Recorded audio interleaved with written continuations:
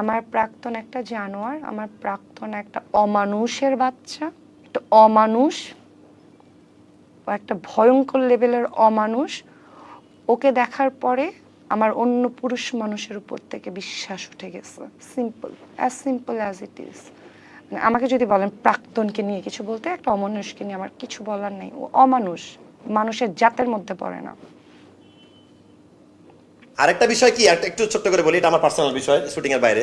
সবাই অহনার একটা interview clip কেটে দিয়ে প্রাক্তন একটা জানোয়ার, প্রাক্তন একটা জানোয়ার, প্রাক্তন একটা জানোয়ার, আমি জানোয়ারের বাচ্চা, আমার বউকেও বিয়ে করার পরে এগুলা ট্যাগ বা ইনবক্স পেতে হয়েছে। আমার জন্য খুব কষ্টদায়ক, একটা নন মিডিয়ার মেয়ে লতে পড়তেছে। এখন দেখেন ওই প্রাক্তন জানোয়ারটা আসলে আমি না ভাই। আপনি যদি পুরো ভিডিওটা দেখেন, আচ্ছা অহনা তো নামটা বলতে পারেন, ওটা মেহেদী হাসান হৃদয়, হ্যাঁ, বরবাদ সিনেমার ডিরেক্টর, ঠিক আছে? ওইটা তার সাথে তার 6 বছরের রিলেশন ছিল। আমি মাঝখানে 7 মাসের একটা বন্ধুত্ব করছি, তখনও তার সাথে তার যোগাযোগ ছিল। আমার এই কারণেই ওর সাথে সম্পর্কটা টিকে নাই। আমি টের পাইছি যে তার সাথে তার সম্পর্ক ছিল, আমি তাকে বিয়ে করতে পারি না। বিয়ে করা দূরে থাকে, আমি প্রেমটাই কন্টিনিউ করি নাই।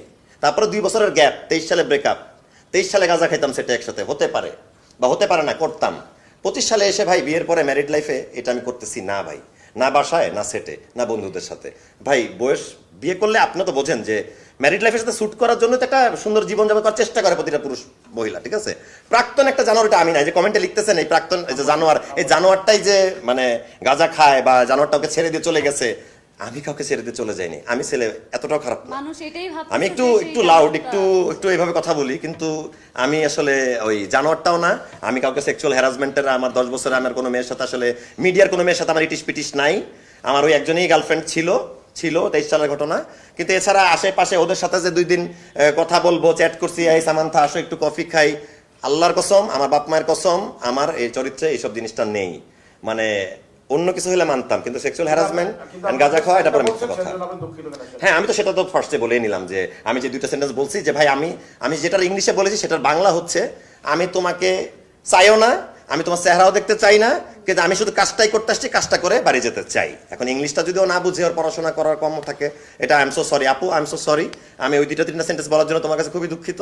কিন্তু এই যে আমি আমার রিপ্লাইটা দিলাম, ফার্দার তুমি কি করতে চাও আমাকে জানাও। আমিও অবশ্যই, আমার ফ্যামিলি আছে, আমি আছি, আমার ফ্যামিলির সাথে ডিসকাস করবো, একটা সিকিউরিটির সাথে ডিসকাস করবো।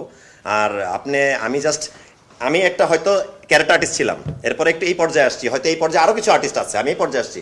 এই পর্যায়কে মানে মানহানি করে you can not go up আপু, সরি, মানে আপনি কখনো উপরে যেতে পারবেন না, বাংলায় বললাম। মানে এইভাবে মানুষের ক্ষতি করে বড় হওয়া যায় না।